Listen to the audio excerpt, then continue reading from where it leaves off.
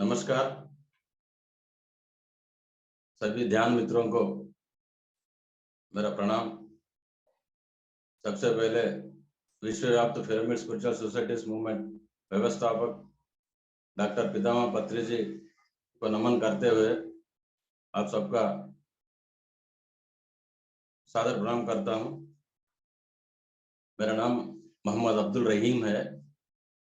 जन्मतः मैं Warangal district Telangana state में जन्म लिया हूं और कर्म रीत्या मतलब मेरा उद्योग जो है सिंगरेनी कॉलेज कंपनी लिमिटेड कोयला खान में मेरा जॉब करता हूं, जहां भूपालपल्ली है उसका नाम, वो भी तेलंगाना में है।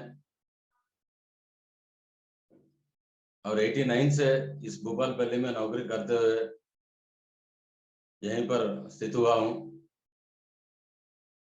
तो आज हम ध्यान करने चलेंगे। फिर सांसों पर गौर करना ही ध्यान का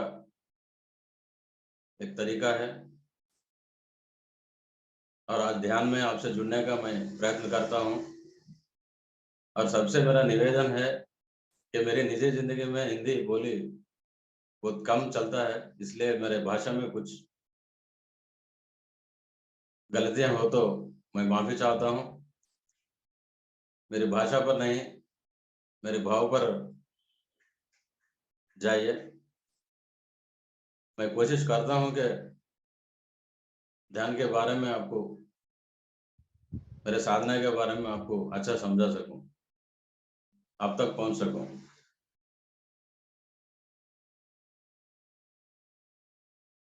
हम सब पहले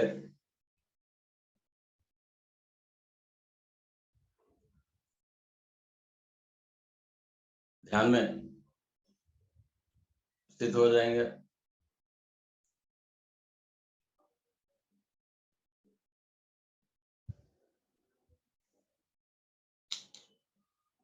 अपने दोनों आंखें बंद कर लें और दोनों हाथों को जोड़ लें और पैरों को भी।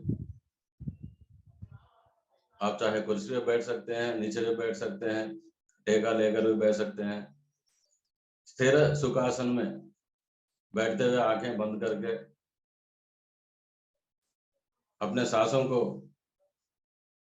गौर करते हुए सांस पर ध्यान दीजिए। हमारे सांसों के साथ रहिए। B with your breathe.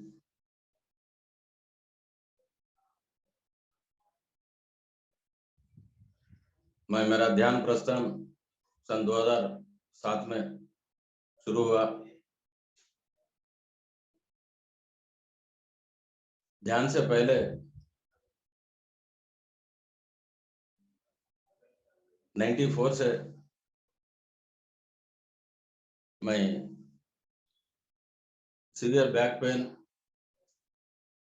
और अल्सर्स, इंसोम्निया, डिप्रेशन वगैरह वगैरह रोगों से पीड़ित रहा हूं।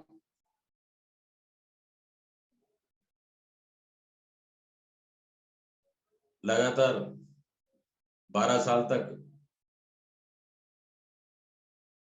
अलग अलग तरीका अपनाया हूं।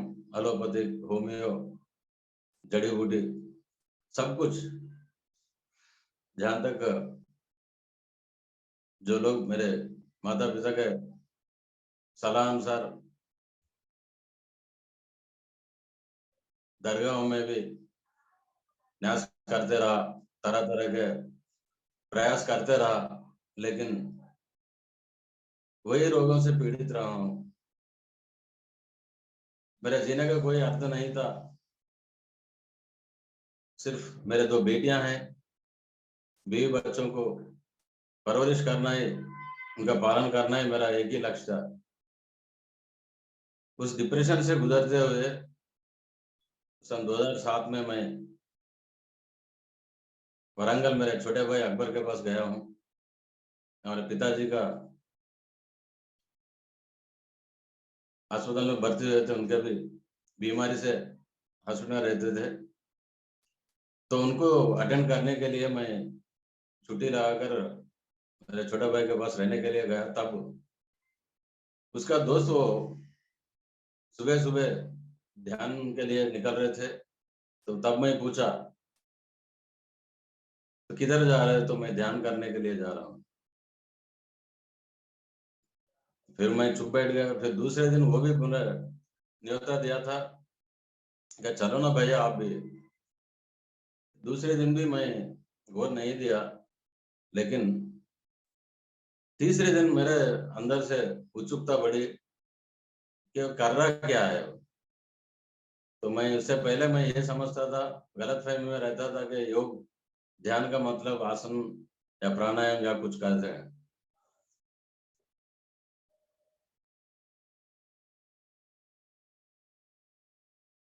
उसी तरह मैं ध्यान करते करते सिर्फ 6 महीने के अंदर अंदर सभी बीमारियों से मुक्ति पाया हूँ और स्वस्थ बन गया हूँ। कृपया आप सब अपने सांसों पे ध्यान करेंगे, सांसों के साथ रहे, केवल श्वास।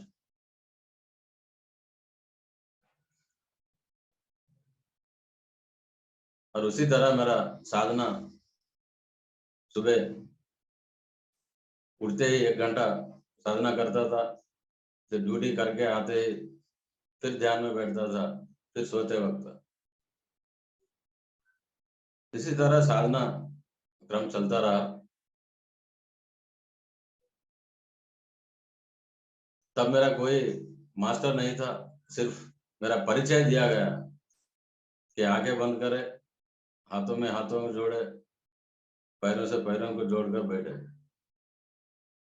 बस इतना ही था मुझे। लेकिन मेरे अंदर से एक जोर, एक इच्छा पैदा हुई कि मैं इतने प्रयास करने के बावजूद एक ही बीमारी से मुक्ति नहीं मिली, लेकिन इस ध्यान में ऐसी क्या चीज है। मैं इस खुदा से प्रार्थना भी किया हूँ, रोया हूँ, गिड़गिड़ाया हूँ, फिर भी कुछ राहत नहीं मिली। इस ध्यान में क्या है? इस ध्यान से इतने बीमारियों से मुक्ति कैसे मिली है? ये बीमारियों का जड़ क्या है? ये जानने की मुझे इच्छा पैदा हुई थी। फिर एक दिन अचानक मेरा सोशल लाइफ भी ज्यादा ही था, तो 6 महीने तो मैं ध्यान में व्यस्त था। नौकरी करना, ध्यान करना, बाहर सोशल लाइफ भी बंद किया था। तो मेरे खास दोस्त एक संडे मुझे मिलने के लिए घर आए। तो उन्होंने पूछा कि आप शाम में हमें मिलने क्यों नहीं आ रहे? तो मैं उनसे बताया कि मैं एक ध्यान शुरू किया हूँ और उसकी साधना कर रहा हूँ, और उसके जरिए पूरे बीमारियां मुझे कम हो गई हैं, इसलिए मैं ध्यान में ही आगे बढ़ना चाहता हूँ। तो वो लोग पूछे थे कि ध्यान कैसे करते हो? तुम्हारा तो बैक पेन है, ना उठ सकते, ना बैठ सकते, ना कुछ नहीं कर रहे, तभी तो तंदुरुस्त हो गए हो, हमें बताओ। तो फिर मैंने स्पिरिचुअल रियलिटी जब सीडी थी 208 में, 2008 में, जब सेलफोन वगैरह तो नहीं थे, तो मैं वो सीडी टीवी में डालकर बता रहा था, वीडियो प्लेयर में। तो स्पिरिचुअल रियलिटी में एक लाइन ऐसी रहती है कि हम साधना करते करते हमारी सांसें नाभि से लेकर ये भ्रूमध्य तक, दो आंखों के बीच तक चलते चलते धीमी होते रहते, धीमी धीमी धीमी होते होते फिर एक ज्योति बनकर यहाँ स्थित हो जाती है। वही निर्मल स्थिति है, वही आलोचना रहित स्थिति है, वही ध्यान स्थिति है। ये मैं जो वीडियो को चलाते चलाते उनको भी मैं बताते, ये लाइन आते ही मुझे एक शॉक जैसा लगा कि मैं इतने दिन 6 महीने से इसको ठीक से गौर से देखा ही नहीं, जस्ट सुनते गया ध्यान कैसा करे। लेकिन उस दिन क्या हुआ मेरे अंदर से, मैं 6 महीने से जो ध्यान साधना कर रहा हूँ, वो साधना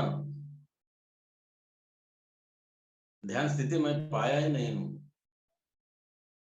विचारधारा आ रहे हैं, धारा में हूँ, एक विचार आ रहा है फिर उसको कट करके फिर सांसों के साथ जुड़ रहा हूँ, फिर मेरा मन कहीं जा रहा है, फिर विचार आ रहे हैं, फिर कट कर रहे हैं, फिर विचार आ रहा है। मतलब एक विचार और दूसरे विचार के बीच का जो 10 सेकंड, 15 सेकंड, 5 सेकंड वो टाइम है, वही मेरा ध्यान स्थिति है, थॉटलेसनेस। तो लगभग मैं 2 घंटे से 3 घंटे रोज जो ध्यान कर रहा हूँ, असल में वो ध्यान ही नहीं है, ध्यान स्थिति पाने का एक प्रयास है। तो जब मुझे इतना शॉक हुआ कि ध्यान करने का प्रयास में ही इतने फायदे हैं, या मैं 3 घंटे जो ध्यान में बैठता था, ध्यान स्थिति पाया हूँ 5 मिनट या 10 मिनट हो सकता है। तो इतना ही ध्यान में या ध्यान प्रयास में इतने बेनिफिट है, लगभग 12 साल के इतने बीमारियां वो भी कम हो रहे हैं, इतने फायदे हैं। तो इस ध्यान स्थिति जो वीडियो में बताया गया है, स्पिरिचुअल रियलिटी वीडियो में, वो स्थिति पाने से मेरा स्थिति कितना उन्नति हो जाएगी, कितना फायदे होंगे। तो तब मैं ये ठान लिया कि मेरे आखिरी सांस तक तो ब्रीथलेस और थॉटलेस, तो आलोचना रहित स्थिति, वो तेलुगु में बोलते हैं विचार रहित स्थिति, जीरो माइंडनेस, वो पाना है, पाना ही पाना है। यही मेरा जिंदगी का लक्ष्य है। ये ठान लिया, फिर दोस्तों को विदा किया, फिर मैं चला हमारे वारंगल डिस्ट्रिक्ट प्रेसिडेंट है, सीनियर मास्टर है जी किशन रेड्डी जी, उनके पास जाकर के बैठ गया कि मुझे ध्यान स्थिति पाना है, और ध्यान स्थिति पाने के लिए करना क्या है मुझे। तो फिर उन्होंने बताया कि आप मुस्लिम है, इतने दिन से सिर्फ ध्यान का 2 लाइन सुन के एक दिन ध्यान करके इतना साधना किया है, मुझे बहुत खुशी है। और आप मुस्लिम भी है, मुझे अभी तक कोई मुस्लिम ऐसा नहीं मिला कि आप जैसा ध्यान में स्थित हुए और इतने फायदे पाए हों, अनुभव पाए हैं। और मुझे ये भी बड़ी खुशी है कि ध्यान के गहराई में पहुंचने का आपका इच्छा प्रकट किया है। लेकिन वो उन्होंने बोला, मैं खुद उतना अंदर तक नहीं गया, फिर भी आप पूछ रहे हैं, तो मैं बता रहा हूँ, जो आप फूड हैबिट है वो बदलना होगा, और ध्यान में और ज्यादा गहरा में जाने के लिए आपको शाकाहारी बनना पड़ेगा। मगर आप मुस्लिम है, कैसे बनेंगे क्या है वो आपकी मर्जी है, लेकिन फूड हैबिट तो आपको बदलना ही होगा। इतना बताया, और उन्होंने दो दो छोटे किताबें मुझे सौंप दी है। तटवर्ती वीरराघव जो मेरे फर्स्ट मास्टर है, उनसे लिखी हुई तेलुगु में अहिंसा और शाकाहार, शाकाहार ही मानवाहार है, जो तेलुगु में है। मैं हिंदी में बता रहा हूँ टाइटल, शाकाहार में मानवाहारము, अहिंसा मरियु शाकाहारము। तेलुगु किताबें थे छोटी सी, आपके समझ के लिए यह किताबें पढ़ो, आप समझ जाएंगे। फिर उसको लेकर आया हूँ घर में, इसी दौरान मैं आपसे बताना चाहता हूँ कि मैं फोर्स्ड वेजिटेरियन था थोड़े दिन के लिए, क्योंकि मुझे अल्सर थी।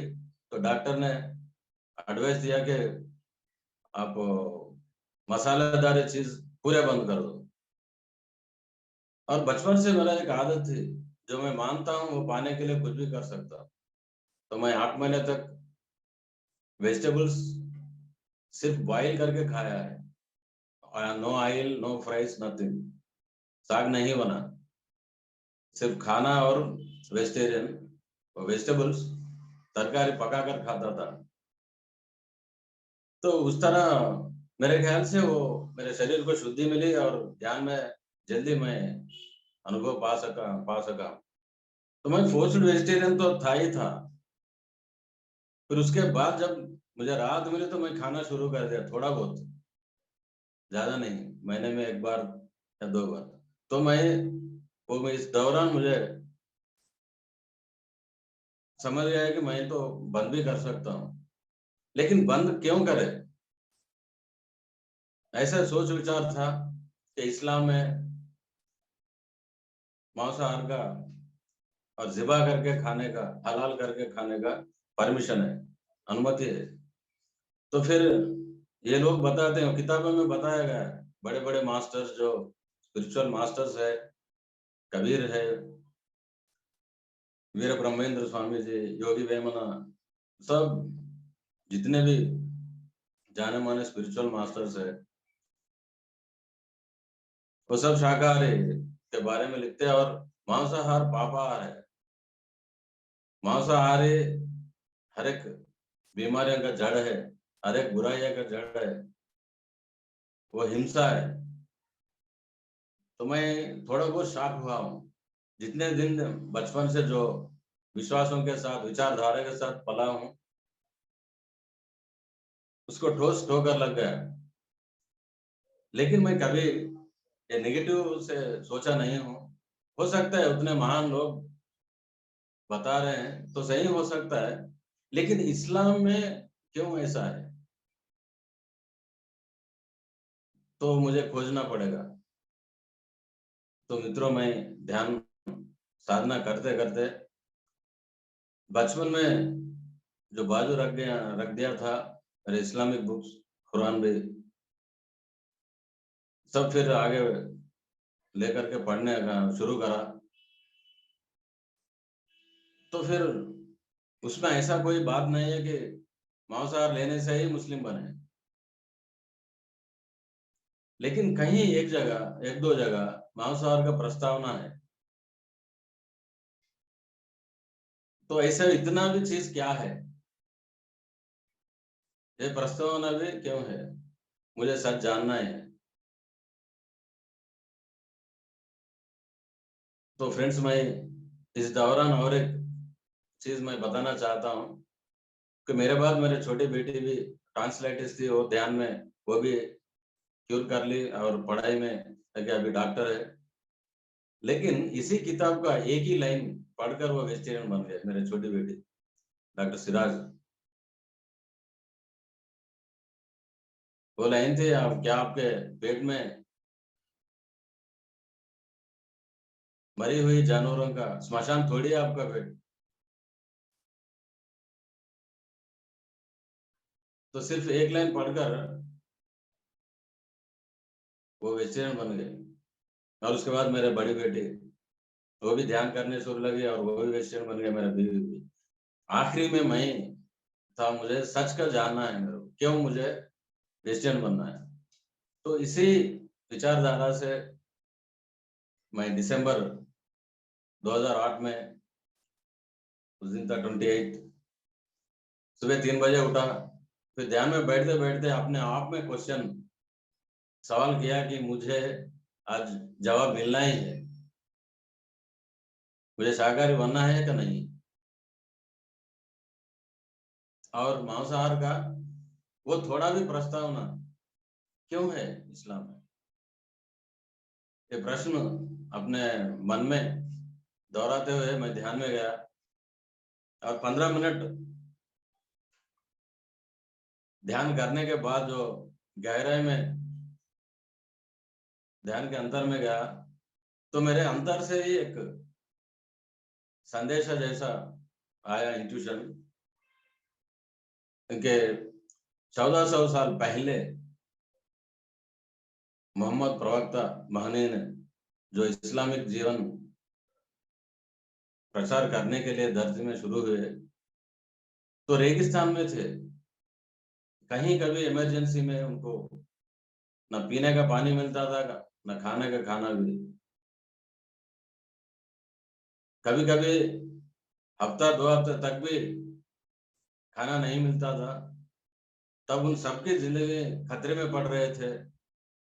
तो तब वो इमरजेंसी में सारे अनुभव पाए हुए एक ऊंट, एक बूढ़ा ऊंट, वो अपने आप को इनका खाना बनने के लिए तैयार होती है। जब वो खुदा से प्रार्थना करते हैं तो अनुमति लेकर उसको ज़िबा करके अपने जान बचाने के लिए, बहुत सारे लोगों के जान बचाने के लिए उस मांस को जलाकर अंगार में सेक कर खाए हैं। और ऊँट का जो पानी है वो पीकर वो जिंदा थे, क्योंकि उसको धर्म को बचाना था, इस्लामीय धर्म का प्रचार करना था। तब जा करके उनको अनुमति दी गई है। लेकिन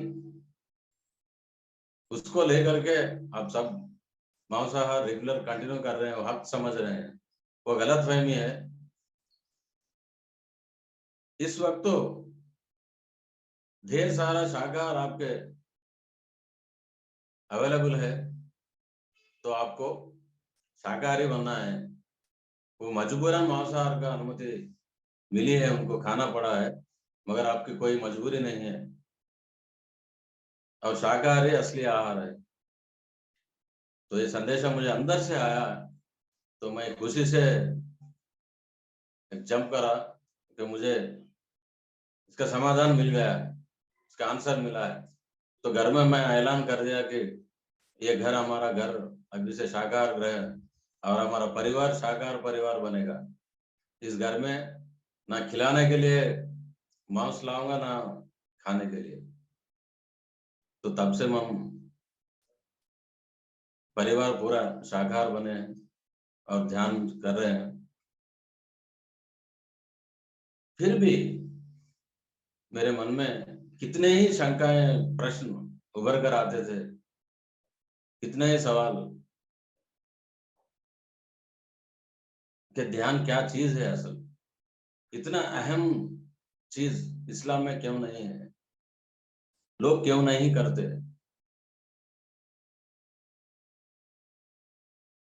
और मैं कहाँ से जन्म लिया हूँ, मरने के बाद क्या होता है। और इस्लाम में है, कुरान में है कि मरने के बाद जो पाप करते हैं तो उसको नरक में दाखिल हो जाते हैं, फिर जो पुण्य अच्छे काम करते हैं उनको स्वर्गवासी बनते हैं।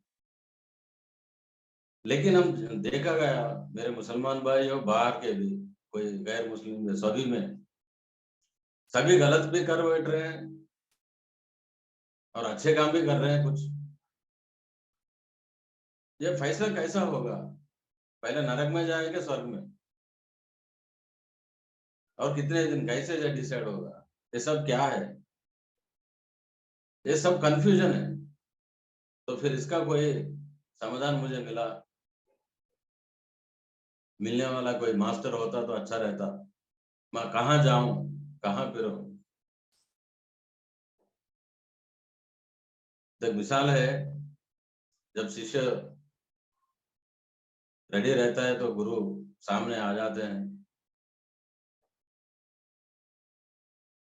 When the disciple is ready, master will appear। तो मेरे जिंदगी में ये घटना घटी है।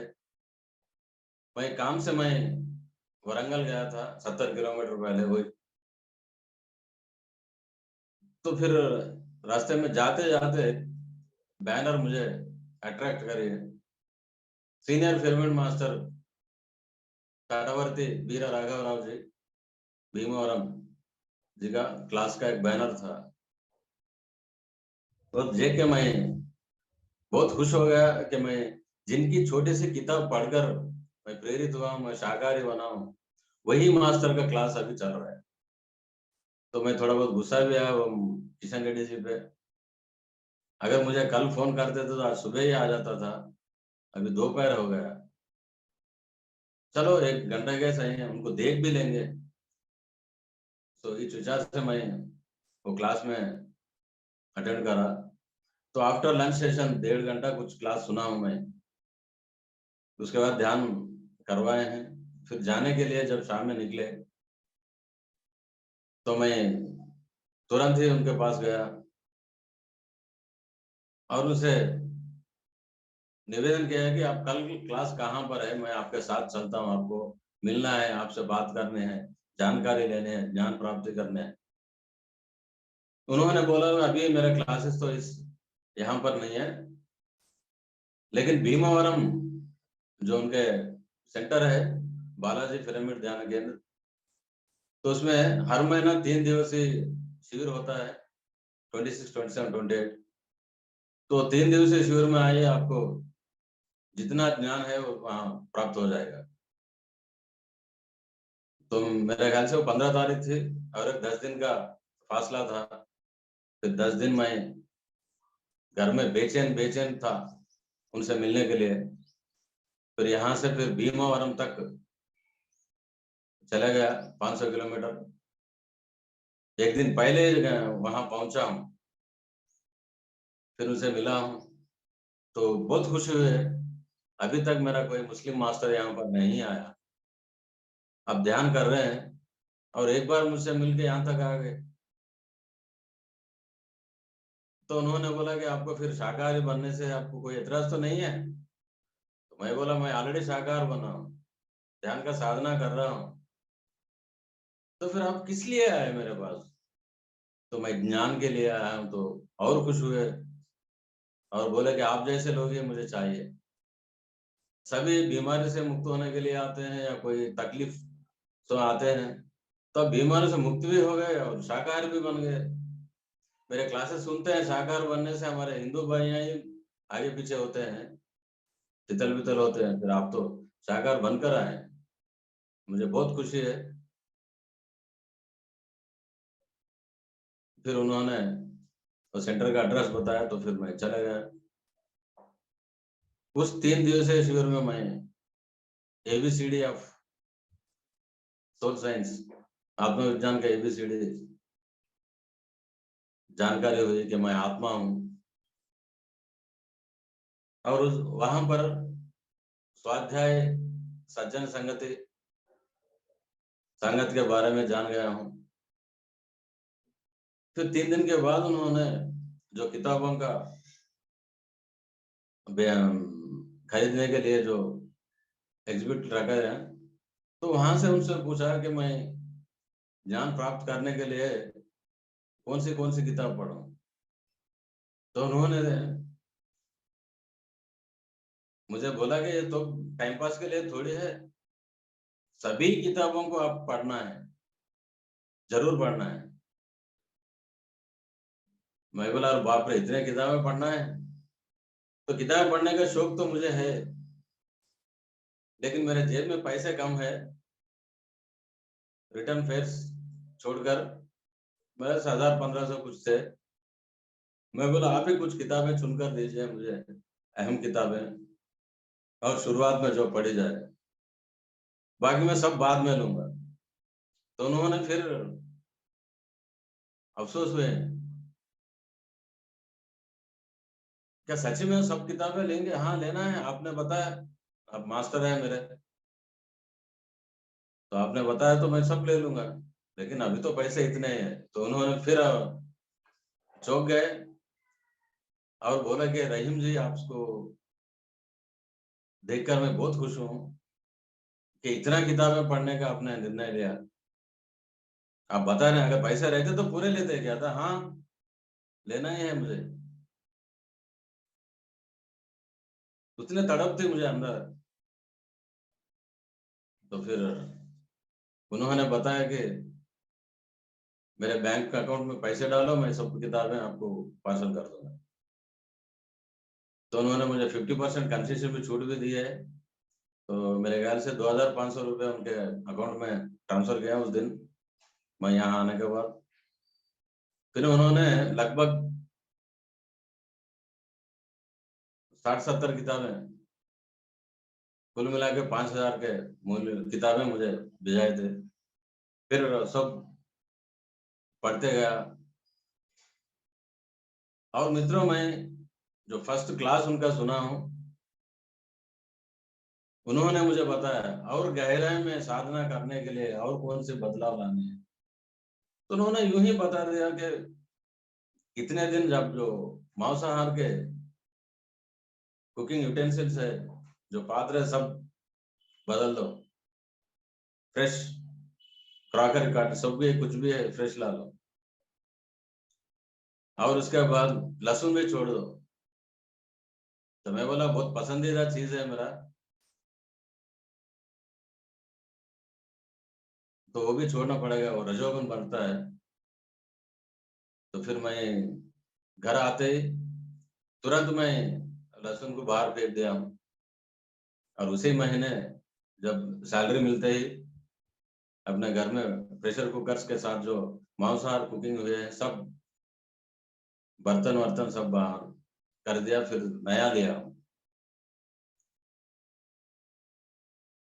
मैं एडवाइस नहीं करता कि आपको बदल दे, मगर जो मैं किया हूँ वो बता रहा। उस तरह मेरा साधना अच्छा चलते रहा, शाकाहारी से शुद्ध शाकाहारी बन गया। लेकिन मेरे घर से, मतलब मेरे घर नहीं, मेरे घर वालों से, मेरे परिवार वालों से, बंधुजन से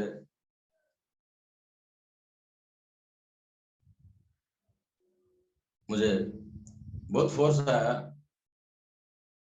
कुछ लोग तो मुझे क्रिटिसाइज करते थे, कुछ तो गालियां भी देने शुरू करे, और मेरे से मेरे रिश्तेदार घर आना भी बंद कर दिया थोड़े दिन तक। एक ये ब्राह्मण बन गया है, ये भ्रष्ट हो गया है, इस्लाम में नहीं है। तो मेरी अवस्था बहुत भयानक थी उस दिन पे। और मुझे इमोशनल ब्लैकमेल भी करना शुरू करे कि आपके 2 बच्चियां हैं, बेटियां हैं, कोई शादी नहीं करेगा मुस्लिम कौम से।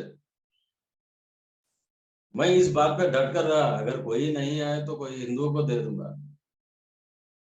लेकिन मैं ध्यान नहीं बंद करूंगा और मांसाहारी नहीं बनूंगा। और मुझे फोर्स करने लगे, अब योग करना है तो करो, लेकिन मांसाहार शुरू करो, और इस्लाम में है खाना ही है। फिर मस्जिद चलो,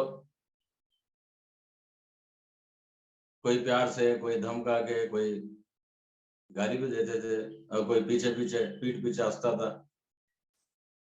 ये लेकर के मैं चिंतित था थोड़ी बहुत। तब जा करके मैं हर वक्त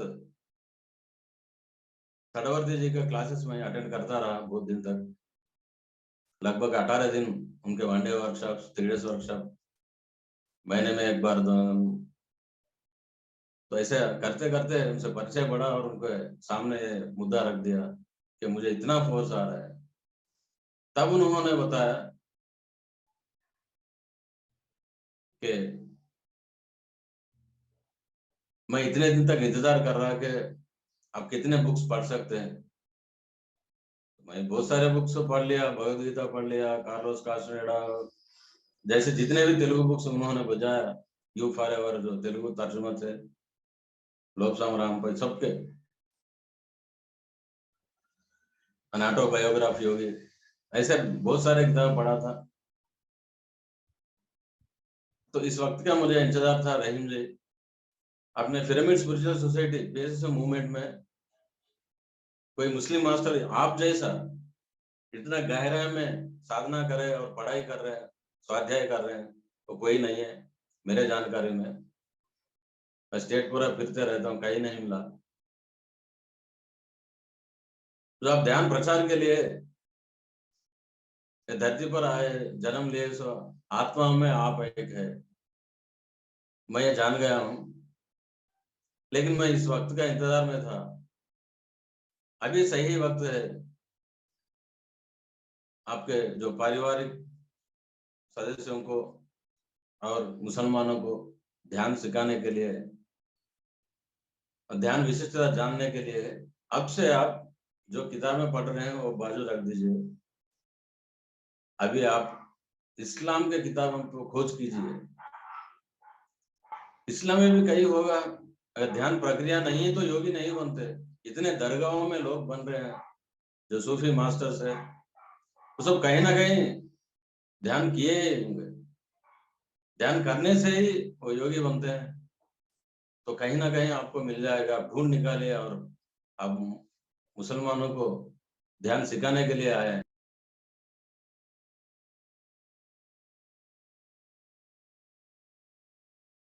फिर ये एडवाइस मुझे बहुत अच्छा लगा।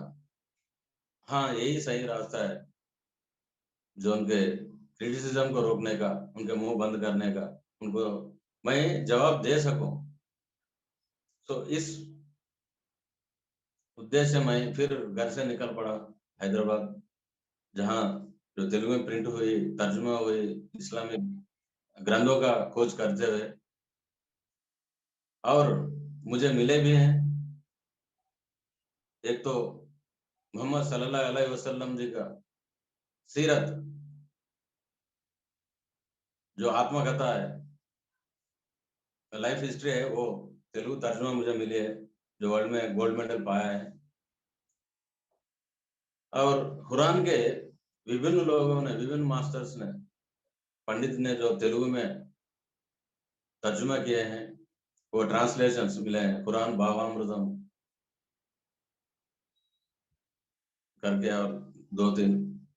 फिर उसके बाद में जो कुरान का व्याख्यान जो रहते हैं रसूल सल्लल्लाहु अलैहि वसल्लम जी के, प्रवक्ता के, वो हदीस बोलते हैं। हदीस के किताबें में मुंतखाब अहदीस, अल उलवल मरजान पार्ट 1 पार्ट 2, फजाइल अमाल पार्ट 1 पार्ट 2, ये विभिन्न किताबें हैं, इस्लामिक ग्रंथ हैं।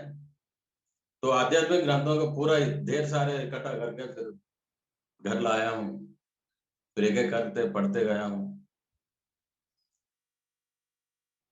तो मुझे खुशी, बहुत खुशी जब मिली कि महाप्रवक्ता मोहम्मद सल्लल्लाहु अलैहि वसल्लम जी का हिस्ट्री पढ़ते हुए, उन्होंने 40 वर्ष तक, उन्होंने अनपढ़ थे, अक्षराभ्यास भी नहीं हुआ था, लेकिन वो भक्ति मार्ग में रहते रहते उस खुदा की जानकारी लेने के लिए, खुदा को पहचानने के लिए, खुदाई को जानने के लिए, अनुभव में लेने के लिए हीरा पर्वत के गुफे में जाकर 3.5 साल तक मुसलसल लगातार ध्यान में रहे। और जो मकई का आटा था, थोड़े ड्राई फ्रूट्स और पानी लेते थे 1 हफ्ते के लिए। फिर 1 हफ्ते के बाद जब पानी खत्म हो जाते थे, फिर घर आकर थोड़ा मिताहार से, बहुत ही मिताहार, फिर जाते थे। ऐसा 3.5 साल तक चलता रहा। फिर उसके बाद वो जिब्रील अलैहिस्सलाम, दैवदूता, प्रत्यक्ष हुए और उनको सब जानकारी, आत्मज्ञान की जानकारी दिए, प्रवक्ता बने। मैं शॉर्ट में बता रहा हूँ। तो ये जानने के बाद मेरे हाल ऐसे थे कि किसी का लाइफ पड़ा हो, जेल में हो, और एकदम से उसका रिहाई हो, कितना खुश होता है, उतना खुश हुआ।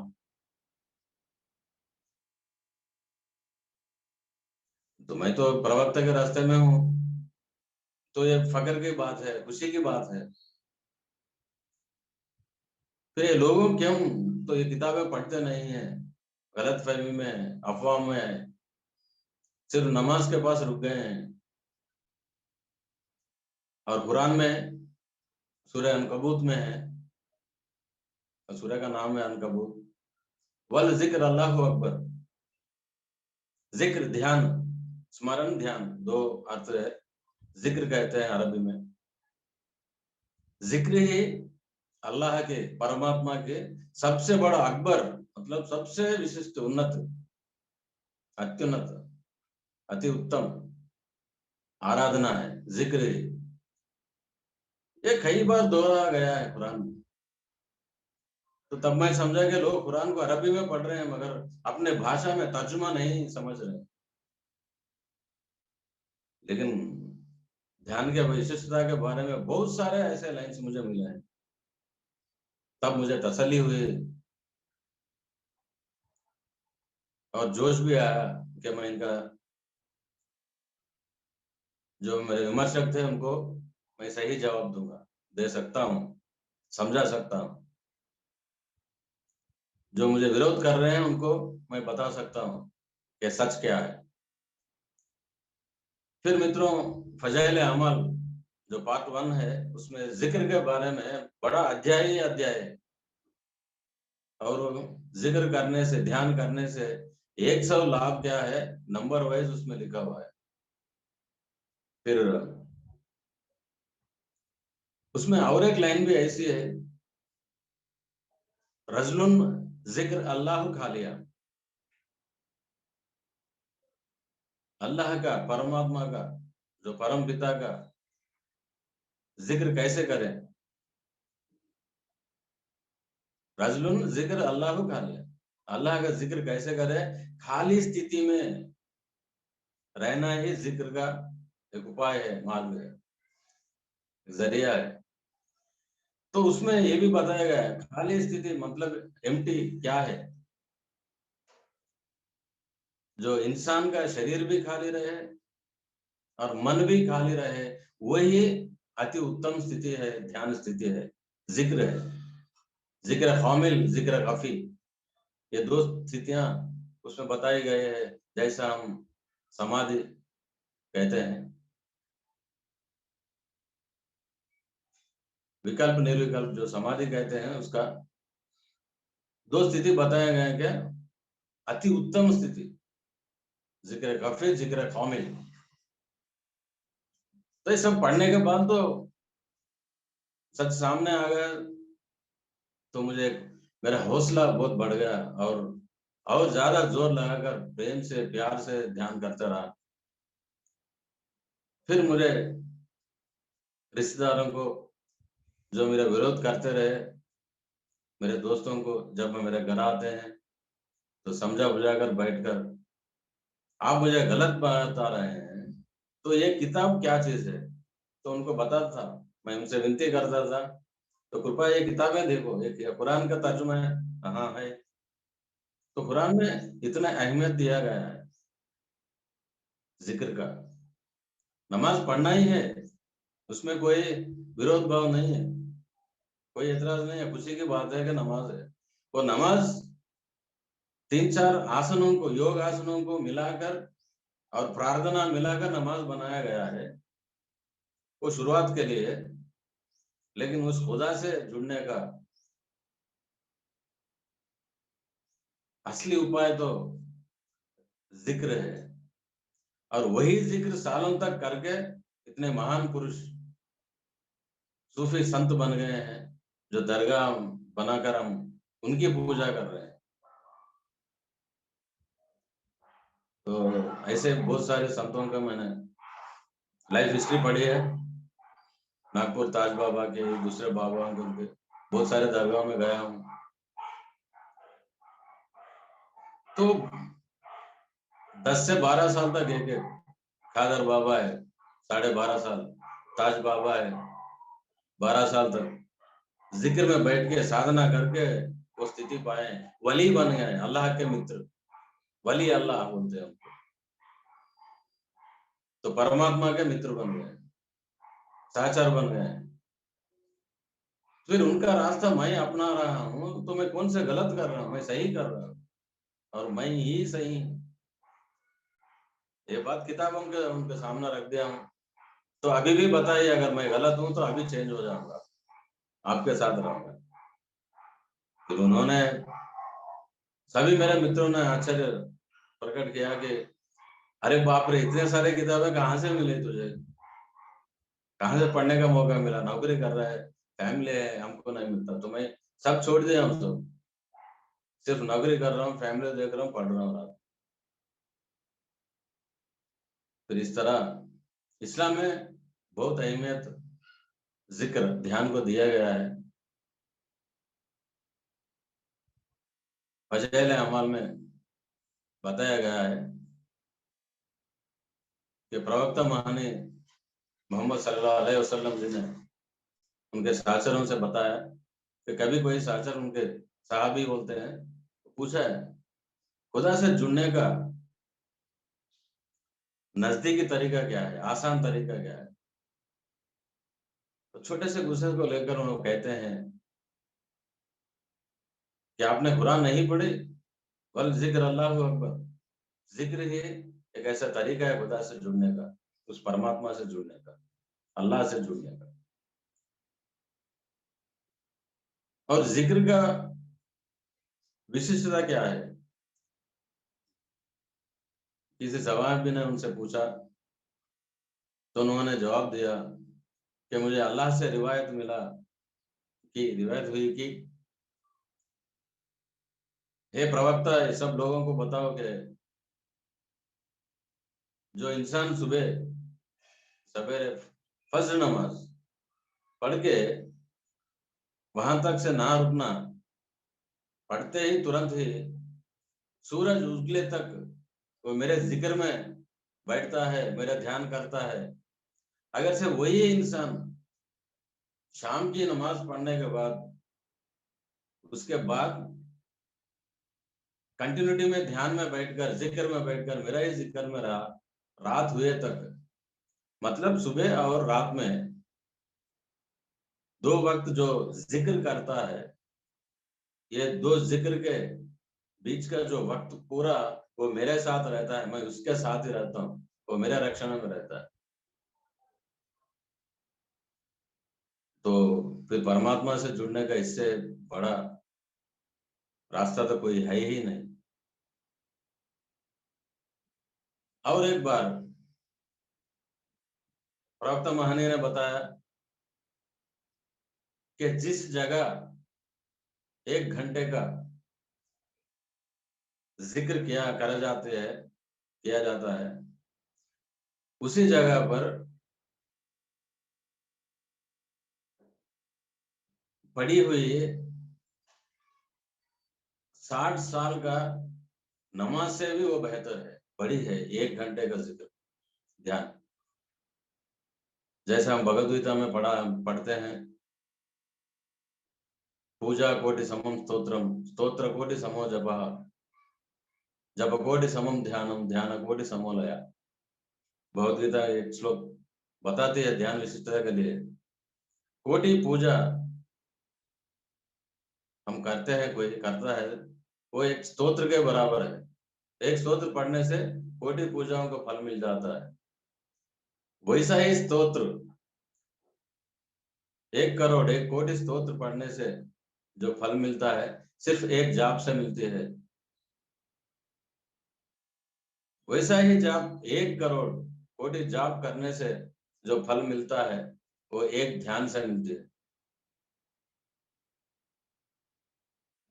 फिर यहाँ पर इस्लाम में भी जो बताया गया है फजाइल अमाल में, जिस जगह पर 60 साल लगातार जो नमाज की पड़ी है, वही उसका ये फल 1 घंटे के जिक्र के बराबर है।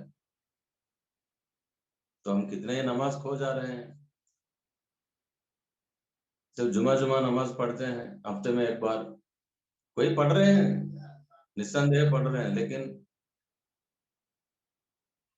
60 साल की नमाज के बराबर 1 घंटे की जिक्र है, तो हम क्यों ना करें।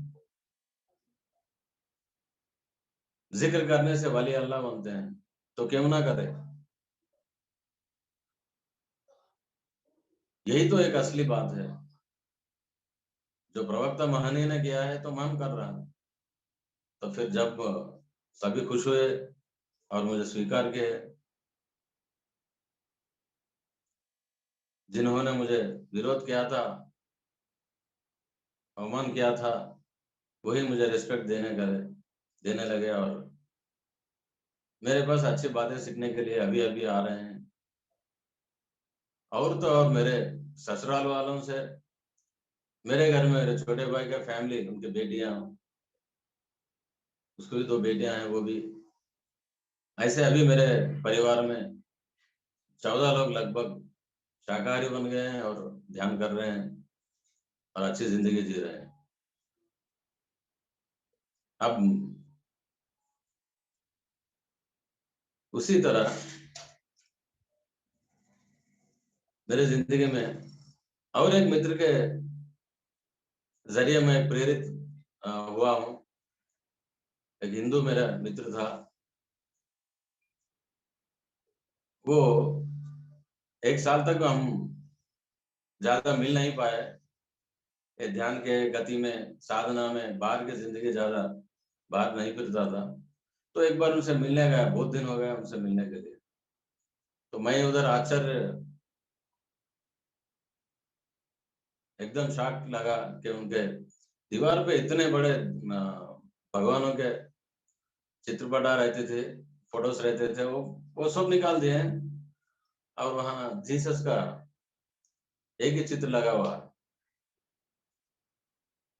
फिर उन्होंने बताया कि हम लगभग 1 साल हो रहे हैं, हमने हमने रिलीजन बदल गया है। अभी हमारा जीसस ही हमारा भगवान है, हम जीसस को ही मानते हैं। इसलिए सबके चित्र निकाल कर बाहर फेंक दिए। और तो और दुखदायक विषय यह है कि उनकी बीवी जब हिंदू धर्म में थी तो मंडे शिव जी का उपवास रखते थे और गुरुवार साईं बाबा का उपवास रखते थे और शनिवार बालाजी का उपवास रखते हुए और थोड़े त्योहार से पूजा बहुत बहुत अच्छा पूजा चलती थी। उनके घर में एक ऐसा वातावरण रहता था कि आध्यात्मिक वातावरण ऐसा अच्छा लगता था। और वो हफ्ते में 4 दिन तो उपवास ही रहते थे, तो मांसाहार का प्रस्तावना ही नहीं है। सिर्फ संडे कभी आते थे। लेकिन अब क्रिश्चियनिटी में आने के बाद वो हर रोज लगभग प्रतिदिन मांसाहार का ज्यादा सेवन कर रहे हैं। तो मुझे इस मैं जब शाकाहारी बनकर उनके मकान पर गया तो आधा शाकाहार से पूरा मांसाहार बन गया। तो मुझे ये अच्छा नहीं लगा। तो तब मेरे दिल में एक प्रेरणा मिली कि चलो यही ध्यान क्रिश्चियनिटी में है या नहीं। असल आहार के बारे में क्रिश्चियनिटी में कैसा है, गलतफहमी उसमें भी थे होंगे। पहले इस्लाम नहीं था, पहले क्रिश्चियनिटी से इस्लाम पैदा हुआ। जो बाइबिल है, तौरात इंजील जो किताबें को बाइबिल कहते हैं, ऐसा प्रचार में है। तो चलो ढूंढते हैं, खोज करते हैं उसमें भी, जीसस क्राइस्ट के बारे में भी। अब भगवत गीता तो पढ़ लिया, कुरान भी पढ़ लिया, चलो ये भी पढ़ लेंगे। फिर मैं वहां से उन्हीं के जरिए मैं Bible research institute of India की जो उनके मीटिंग्स थे, उनके क्लासेस चल रहे थे, वो 1-2 अटेंड भी कर लिया। और बाद में ओशो जी का किताब है जीसस क्राइस्ट का, unknown story of Jesus Christ, वो तेलुगु में मिला है। और शारोरी जी का भी महात्मा जीसस के नाम पे एक रिसर्च किताब मिली है। और जीसस इन इंडिया, और डॉक्टर इकिराला भरद्वाज मेरे ख्याल से वो आईएएस ऑफिसर है, रिटायर्ड, उन्होंने जो रिसर्च किया वो किताब मिली है। देखिए, ढूंढने से सब कुछ मिलता है। तो फिर उसके बाद और थोड़े बाइबल के किताबें हम मैंने लिए हैं, ओल्ड टेस्टामेंट, न्यू टेस्टामेंट, फिर पढ़ते गया। आश्चर्यजनक चीज क्या है कि जिस महाप्रवक्ता जीसस के नाम से जो धर्म को प्रचार किया जा रहा है, वो महाप्रवक्ता के जीवन का 14 साल का मिसिंग है, मिस्ट्री है, उनका लाइफ हिस्ट्री, जो एक किताबों में मिली है, इंडिया, जीसस इन इंडिया और ओशो की किताब में। अब बहुत लोगों से, मैं क्रिश्चियन मित्रों से, कुछ पास्टरों से भी मैं पूछताछ किया हूँ। 14 वर्ष से और 28 वर्ष तक 14 साल जीसस का जिंदगी के बारे में बताई है, कोई नहीं बता सका। तो कोई गायब हो गए या कुछ करे, कुछ होगा, ऐसा टालते रहे बात को। आप सब भी कोशिश कीजिए, अगर आपके कोई दोस्त हैं तो कोई नहीं बता रहेगा। 14 साल वो उनके घर में रहे। पिताजी कारपेंटर थे, बढ़ाई का काम करते करते हाथ बटाते थे पिताजी के साथ। फिर उसके बाद एक आध्यात्मिक ग्रुप से मिलकर वो तिब्बत आते हैं। फिर वहां से हिमालय में आकर महातर बाबा जी के साथ क्रिया योग साधना करके 12 साल तो सिद्धि पाने के बाद जेरूसलम जाते हैं। फिर वहां एक गुफे में बैठकर फिर 40 दिन तक लगातार उपवास में, ही fasted for 40 days and 40 nights, उपवास में ध्यान करते रहे। वो प्रेयर बोलते हैं, मौन मौन में रहे, वो ध्यान ही करते रहे। और उसके बाद जो उन्होंने इस दुनिया को बहुत सारे करामात किए हैं, बहुत सारे सिखाए हैं, तो ये जानकर मुझे बहुत खुशी हुई। और इसके बाद का साक्ष्य मुझे योगदा सत्संग सोसाइटी में क्रिया योग भी साधना किया हूँ, दीक्षा लिया था। तो YSS अकेडमी जो चित्तूर में है, वो सेंटर में जाने से वो जीसस क्राइस्ट का और थोड़ा इन्फॉर्मेशन मिला। ये सही बताया उन्होंने। और बाइबल में भी ध्यान के बारे में बहुत अच्छा बताया गया है। John chapter number 4 verse number 24 बताती है, ईश्वर आत्मा है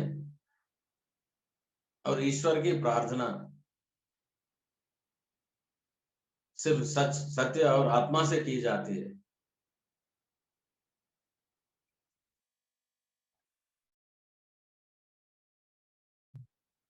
यही वाक्य हम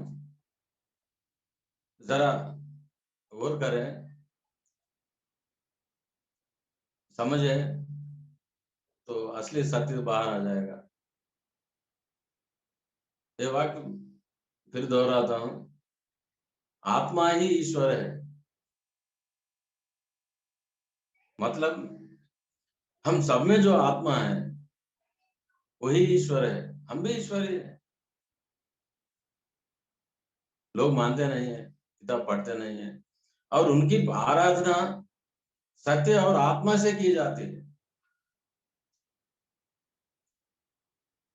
तो आत्मा की आराधना कैसे करें? आत्मा आराधना तो हम शरीर को निष्क्रिय बनाए, क्रिया शून्य बनाए, और मन को भी शून्य बनाए, तब आत्मा उभर कर आएगी। मतलब शरीर को, मन को निष्क्रिय बनाना, शून्य बनाना,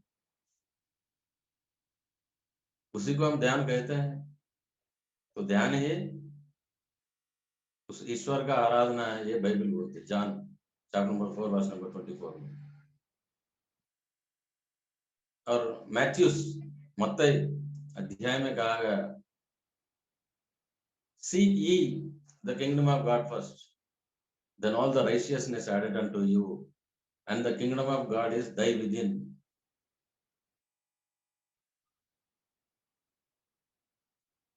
तो आपके अंतर में प्रवेश कीजिए, जो आपके अंतर में ही वो दिव्यत्व है, फिर अपने आप में प्रवेश करना ही ध्यान है। यही पतंजलि बोलते, ध्यान निर्विषय मन ध्यान। मन में कोई भी विषय नहीं रहना ही ध्यान है, मन को खाली करना ही ध्यान है। तो तीन धर्म, तीन किताब वही दोहराते हैं, उसी को विशिष्ट बनाते हैं, विशेषता दी गई है। हम खोज रहे हैं, खोज नहीं कर रहे हैं, और खोजने से मिलेगा। सिर्फ जो बाहर के लोग बोल रहे हैं वो सुन रहे हैं। जो अनपढ़ है वो सुना तो कोई गलती नहीं, मगर हम पढ़ लिख कर भी बुद्धू बन रहे हैं। तो स्वाध्याय का बहुत महत्वपूर्ण योगदान रहा मेरे साधना में, सत्य शोधना में। इसी तरह मेरा साधना, स्वाध्याय, सज्जन संगति। मैं गाना पान सती नहीं, मुझे पत्री जी ने मुझे ऐसा चलाया, ऐसा मार्ग पर चलाया कि बार बार उनसे मिलता रहा मैं। पहली बार तो ध्यान महाचक्र, पहली ध्यान महाचक्र अमरावती में हुई सन 2010 में। फिर उनके मुलाकात हुई, अच्छे बातें करते रहे, कितने ही सवालों के जवाब मुझे दिए हैं मांसाहार के बारे में या ध्यान के बारे में। लेकिन एक अहम सूचना उनसे मैं लिया हूं कि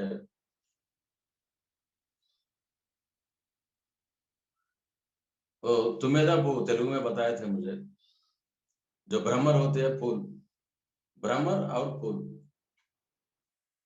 ये कॉन्सेप्ट मुझे पता है। एक साधक, हर एक साधक, हर एक संस्था पर जाना है, हर एक गुरु से सीखना है, ज्ञान सीखना है। जैसे भ्रमर हजारों लाखों फूलों से मकरंद को लेकर मकरंद बनाते हैं, जैसे ज्ञान मकरंद को एक साधक बनाना है, और वह स्वयं ही फूल बनकर दूसरे भ्रमर को और ज्ञान का मकरंद बांटना है। तो अभी तुम भ्रमर बनो और सारे गुरुओं के पास, जितने भी है वो संस्थाओं के पास जाओ, सीखो, और बाद में आप फूल बनाओ, जो आपके पास जो भ्रमर आए उनको बांटो। तो फिर इस सूचना का अनुसार मैं क्रिया योग का दीक्षा लिया हूँ, साधना किया हूँ। फिर जीसस के बारे में सब बताया गया है, और वहां से लाहिरी महाशय का साधना डायरी मुझे मिली है। बहुत अहम भूमिका निभाई है मेरे जिंदगी में, मेरे साधना में, साधना मार्ग में। मेरे जिंदगी में जो जो हो रहे हैं वो सबको उसमें तो जान लिया हूँ क्यों हो रहे हैं। फिर वहां से संयोग, उमाशंकर गुरु जी है, उनके पास संयोग साधना किया हूँ 6 महीने से 1 साल तक। लोगों को सिखाया भाई, थोड़ा थोड़े लोगों को। और उनके पास पतंजलि अष्टांग योगम, जो यम नियम आसन प्राणायाम, ये अष्टांग विधियां हैं, उनके बारे में बहुत अच्छे सीखा हूँ। और उसके बाद इस विश्व से अपने शरीर को क्या वास्ता है, जो 12 ग्रह है, 9 ग्रह बोलते हैं, लेकिन 12 है, जो 3 अभी दिख रहे हैं उनके मुताबिक। और 12 राशि है, 12 ग्रह है, और हमारे शरीर में 12 अंग है।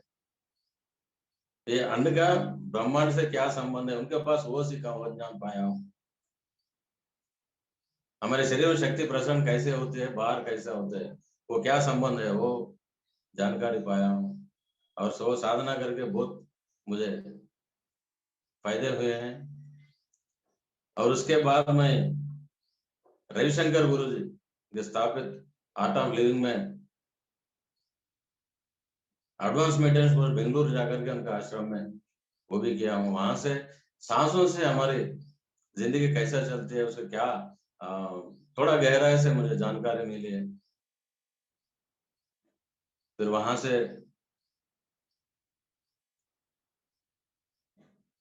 संजीवनी क्रिया सीखा हूँ, और ओशो मेडिटेशन मुर्तल पंजाब में जो ओशो धारा है वहां पर 3rd लेवल समाधि किया हूँ, जैसे ध्यान समाधि, निरति समाधि, सुरति समाधि। इस तरह भावातीत ध्यान और रामचंद्र मिशन, तो सारे लोग उनके किताबें पढ़ते हुए, उनके ज्ञान प्राप्त करते हुए आगे बढ़ा हूँ। और हमारे पीएसएसएम का असली मुद्दा है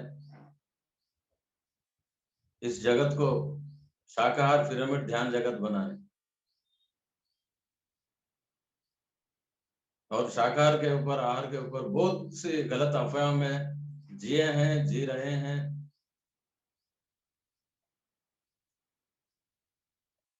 लेकिन इस्लाम में भी, कोई धर्म में भी मांसाहार का प्रस्तावना नहीं है। असल में मैं अपने इस्लाम से थोड़ा जानकारी आपको देने का चेष्टा करता हूँ। जो कुरान में असल जानवरों को बनाया क्यों है? खाने के लिए समझते हैं लोग। मैं भी समझता था, एक टाइम था, और कुरान में मैं भी दिया हूँ। वो पाप का परिहार कर रहा हूँ अभी शाकाहार रैलीस निकाल कर।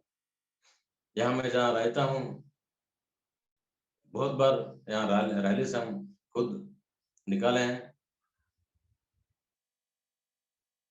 रैलीस में भाग लिए हैं। तो इस्लाम में जानवरों के आवश्यकता के बारे में सूरह नहल 17 नंबर का अध्याय है, वो अध्याय में बताते हैं। वो खुदा कहते हैं, अल्लाह, मैं आप सभी के सौलभ्य के लिए, आपके जीना आसान करने के लिए, सौलभ्य के लिए मैं तरह तरह के जानवर बनाया हूँ। अभी तो मोटर बाइक है, करंट है, सब कुछ है, तब कुछ नहीं था। तो जानवरों के बगैर जीना ही बुरी से बुरी हाल हो जाती थी। हम जो फसल उगाते हैं, व्यवसाय करते हैं, कहीं दूर जाना है, वजन ढोना है, ट्रांसपोर्ट करना है, सब उसी पे होता था। हर काम वही बताए हैं। आप दूर दूर तक प्रयाण करने के लिए घोड़ों को बनाया हूँ, आपके ट्रांसपोर्ट के लिए गधों को बनाया हूँ, और आपके खाने के लिए, दूध मिलने के लिए गायों को बनाया हूँ। वो दूध के जितने भी प्रोडक्ट्स है आप एंजॉय कर रहे हैं। आपके शरीरों को सर्दी से बचाने के लिए ऊन के वस्त्र, ऊन के लिए मैं मेंढों को बनाया हूँ, जो बकरों को बनाया हूँ। मगर कहीं ऐसा नहीं है कि खाने के लिए बना है।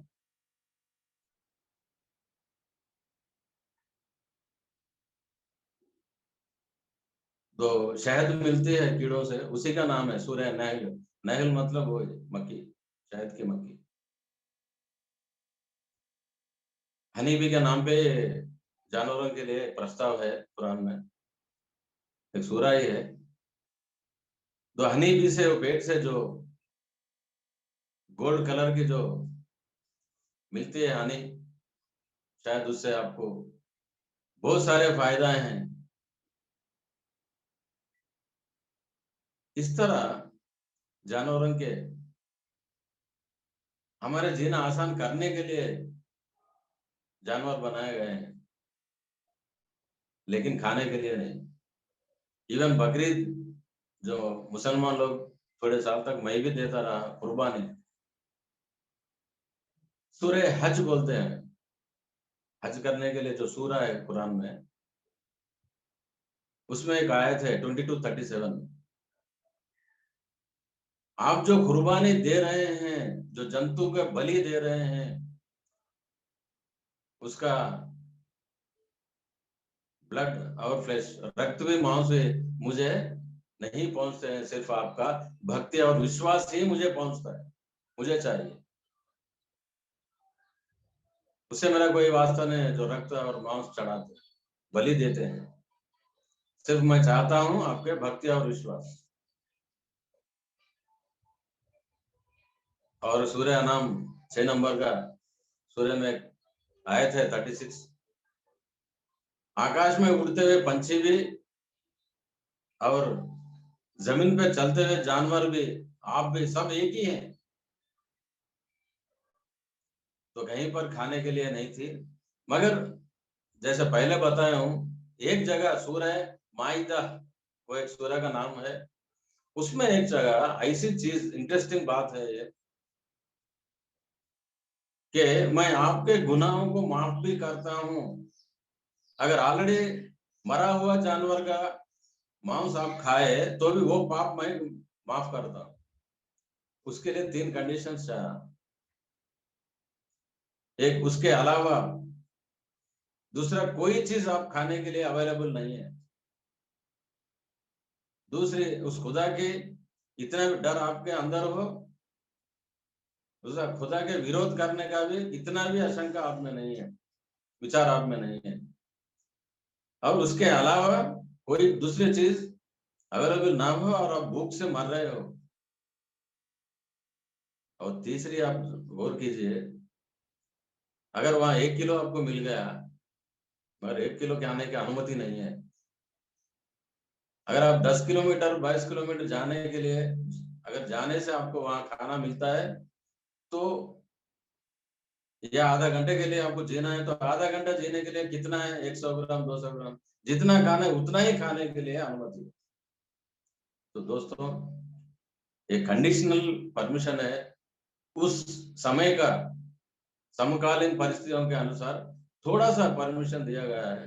और वो गुनाह ही बोलते हैं, वो गुनाह को मैं माफ करूंगा। अगर वो स्थिति है, आपको जान का खतरा है, वो स्थिति में तो सूर्य माहिदा पढ़ने के लिए तो मेरे पर्दे फाश हो गए कि हाँ, कहीं नहीं है। और भगवत गीता तो हम सब जानते ही हैं, लेकिन हिंदू भाई हम भी मांसाहार के पीछे पड़े हैं। भगवत गीता के 10वां अध्याय 20वां श्लोक कहता है, अहम आत्मा गुणाकेश सर्वभूताशय स्थित। मैं स्वयं ही आत्मा के रूप में सर्व जीवों में बसा हुआ हूँ। सर्वंतर्यामी बोलते हैं, सर्वांतर्यामी, सर्व जीवों के, सर्व के अंतर में हूँ। फिर 16वां अध्याय 19वां श्लोक क्या कहते हैं, आप सुनिए, उसका तर्जुमा बता रहा हूँ। हे अर्जुन, जो हर प्राणी में बसा हुआ मुझे हिंसा करके मुझे पीड़ित करता है, उसको दुख भरे जन्मों में जन्म देता हूँ, राक्षस योनियों में जन्म देता हूँ। दुख भरे, कष्टों से भरा जन्म देता हूँ।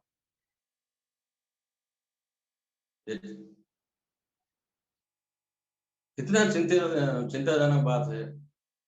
एक तरफ तो हम कष्ट दुख में रह रहे हैं, बीमारियों से पीड़ित हैं, फिर भी मांस को हम खा रहे हैं। और भगवत में क्लियरली बताया गया है, हर एक प्राणी में बसा हुआ मुझे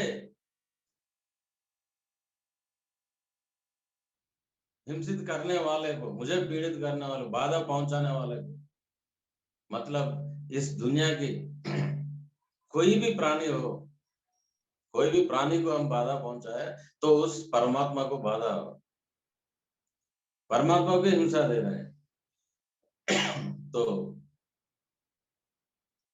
और भगवत गीता में कौन सी चीज खाना है, कौन से टाइम पे खाना है, अभी इस वक्त तो मैं बता नहीं सकता, लेकिन वो क्लियरली वो रूल बुक है।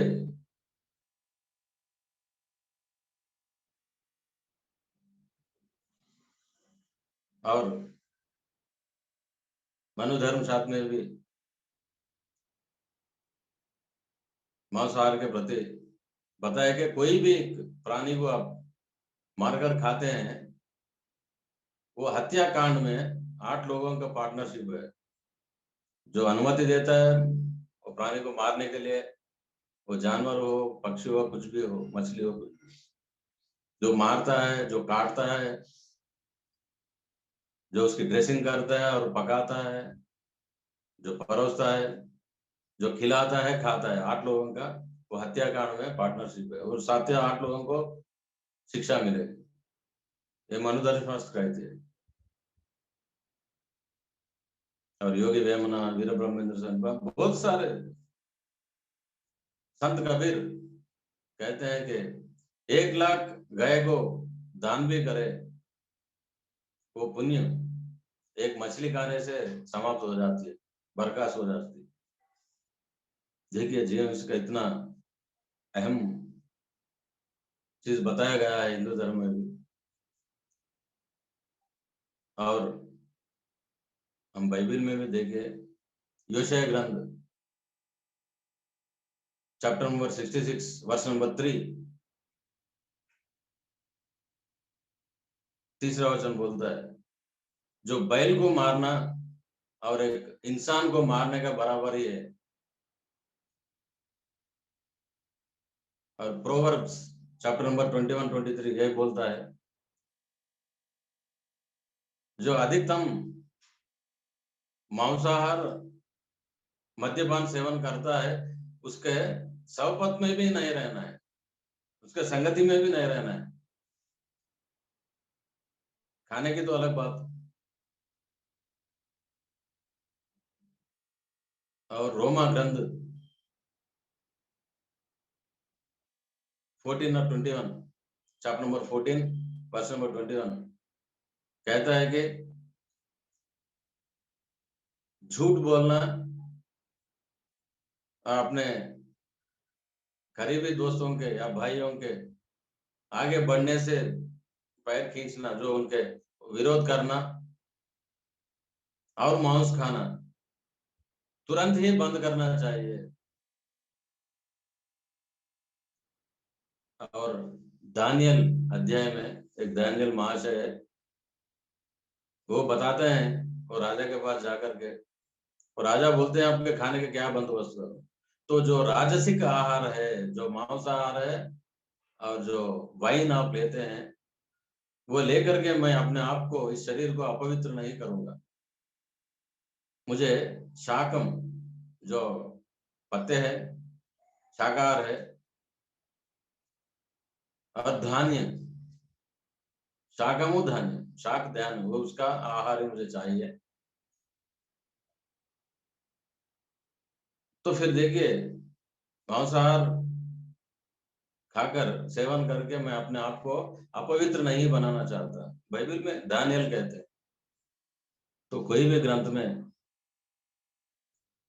जानवरों को मारकर खाने का अनुमति नहीं दी गई। और जानवर उभरते हुए इंसान ही है।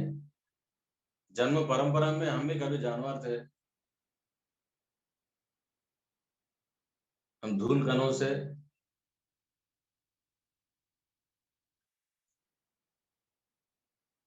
खनिज साम्राज्य से, वृक्ष साम्राज्य से, वो कलेक्टिव आत्मा से इंडिविजुअल आत्मा बनकर जानवर बनकर, और जानवर से हम इंसान बनकर आए हैं।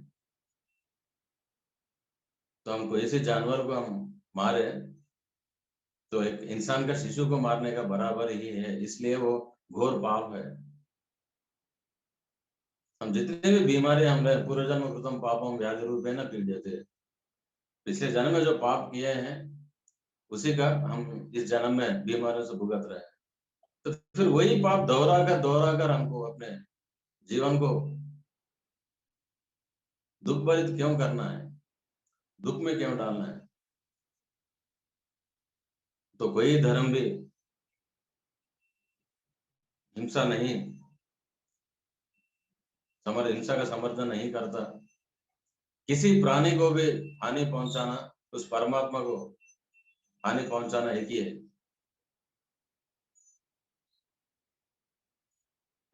फिर इसी के साथ 3 एक किताबों में, धर्मों में, जो ध्यान पूजा विधियां हैं, अहिंसा और शाकाहार के बारे में जो खोज के सभी को बताते और सेवा करते, मैं प्रचार कर रहा हूँ। यहाँ पर सर्वात्मा पिरामिड करके 30 बाई 30 पिरामिड बनवाया हूँ। और जो मैं जहाँ बैठा हूँ, वो मेरे घर के मकान के ऊपर बनाया हुआ छोटा सा पिरामिड है, 9 बाई 9। इसका नामकरण गुरुजी ने जन्नत लगा है। जन्नत तो आप जानते हैं। वो कहते हैं कि जो पिरामिड में ध्यान करे, ये पिरामिड ही जन्नत का रास्ता है। तो आपको जन्नत में, जो ऊपर वाले जन्नत में जाने के लिए इस जन्नत में आइए, पिरामिड में आइए, ध्यान कीजिए, तो फिर आपको जन्नत हासिल होगी। और इस तरह बद्री जी ने मेरे साधना में मेरे साथ रहे, मेरे मुश्किल में मेरे साथ दिए।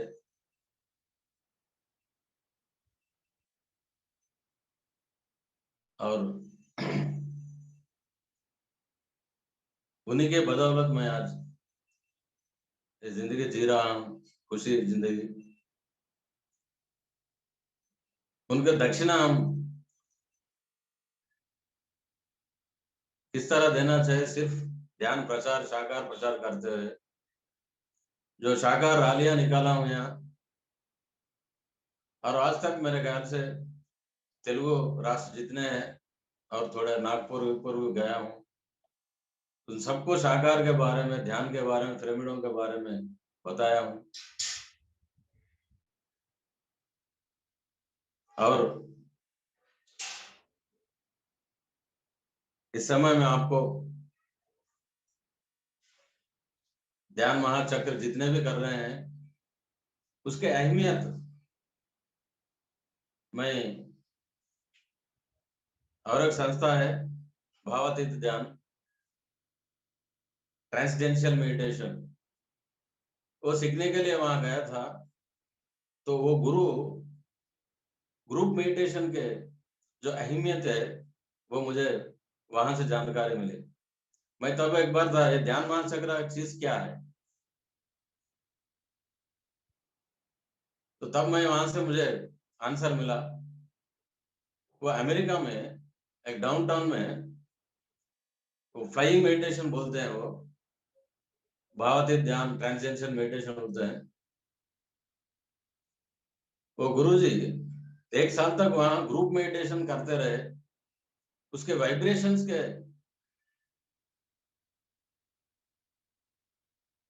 जरिए वहां का क्राइम रेट बढ़ गया और एक्सीडेंट्स कम हो गए। तो रिकॉर्ड्स लेके जब वो एडमिनिस्ट्रेटिव मेयर के पास गए तो उन्होंने ये सत्य स्वीकार करने से ठुकरा दिया, हम एडमिनिस्ट्रेटिव मेजर्स बढ़ाए हैं, इसीलिए ये डेवलपमेंट हुआ। तो उन्होंने फिर दोहराए, तो उन्होंने पूछा, चैलेंज किया कि ठीक है, अभी नेक्स्ट बाजू टाउन में, डाउन टाउन में, दूसरी डाउन टाउन में आप मेडिटेशन करिए, कीजिए ग्रुप मेडिटेशन, हम खुद आपका साथ देंगे। फिर हम देखा जाएगा 1 साल के बाद वहां कोई एडमिनिस्ट्रेटिव मेजर चेंज नहीं करेंगे, जैसे का वैसे चलेगा, तब हम मान लेंगे। तो फिर गुरुजी ने स्वीकार किया, फिर अब दूसरे डाउनटाउन में ग्रुप मेडिटेशन शुरू किया। तो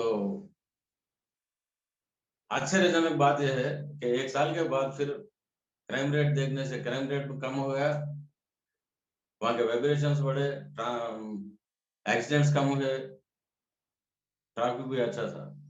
तो उन्होंने जब सर्टिफाई किया और उन्होंने चैलेंज भी किया कि मुझे 10,000 लोगों की भीड़ चाहिए जो ध्यान करते हैं, तो सारे एक स्टेट को बदल दूंगा।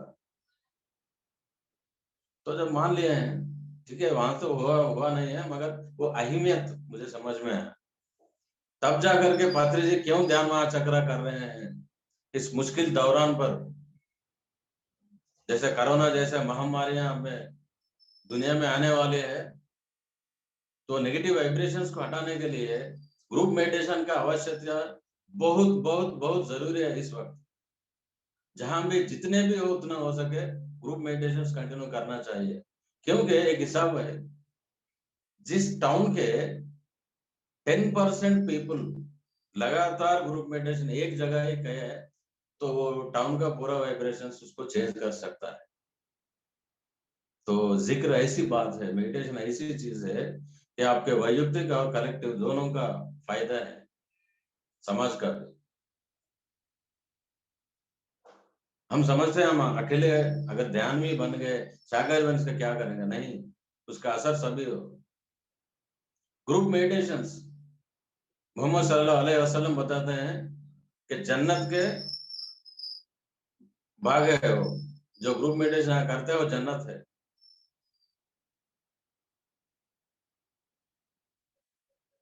और ग्रुप मेडिटेशन में जितने वाइब्रेशंस वहां पाते हैं उससे बहुत बड़ा जैसा मैं बताया था।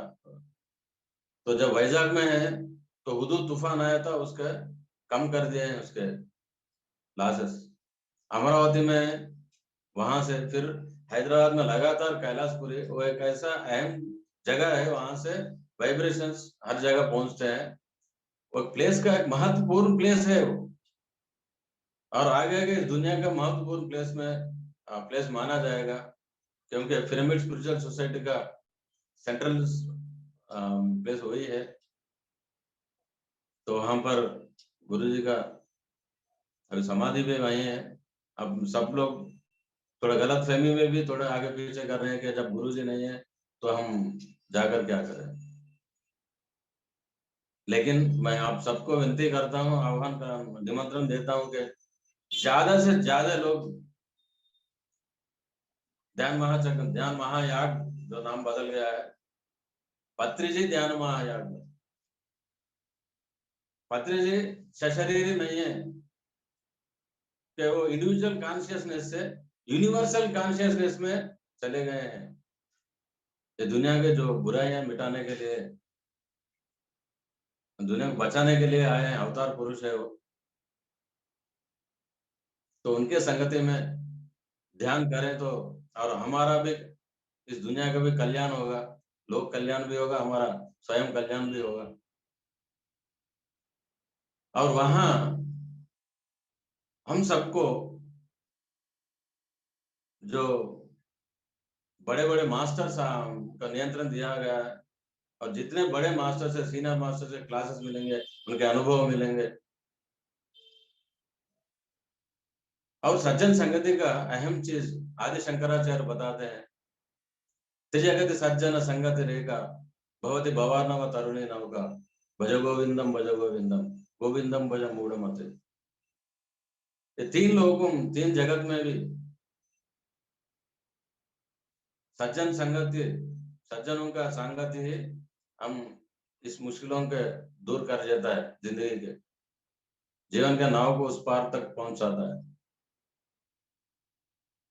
भवति भवार्णव तरुणी नौका, तो जिंदगी के नाव को उस पार तक पहुंचाना सिर्फ सज्जन संगति ही कर सकता है। तो वहां जितने मास्टर से बड़े बड़े सीनियर मास्टर्स आते हैं, उनके अनुभव बताते हैं, उनके क्लासेस बताते हैं, और बाहर के दुनिया से हर एक कोने से वहां पर योगी लोग आते हैं। और मैं भी उन लोगों से सज्जन संगति में बहुत ज्ञान प्राप्त कर चुका हूँ, बहुत अनुभव प्राप्त कर चुका हूँ। तो हम सब मिलेंगे, जितने भी मुझसे जुड़े हुए हैं, मैं वहां रहूंगा। मेरे साथ भी आपके साथ भी मैं मिलना चाहता हूँ। हम सब मिलके गुरु जी के संगत में ध्यान करके अपने आप को और इस दुनिया को ध्यान जगत, साकार जगत, पिरामिड जगत बनाने के प्रयत्न में भाग लेंगे। और इस अवसर पर मुझे आपसे मिलाने का चैनल वालों को आभारी करते हुए, व्यक्त करते हुए मैं विदा लेता हूँ। धन्यवाद, धन्यवाद, धन्यवाद।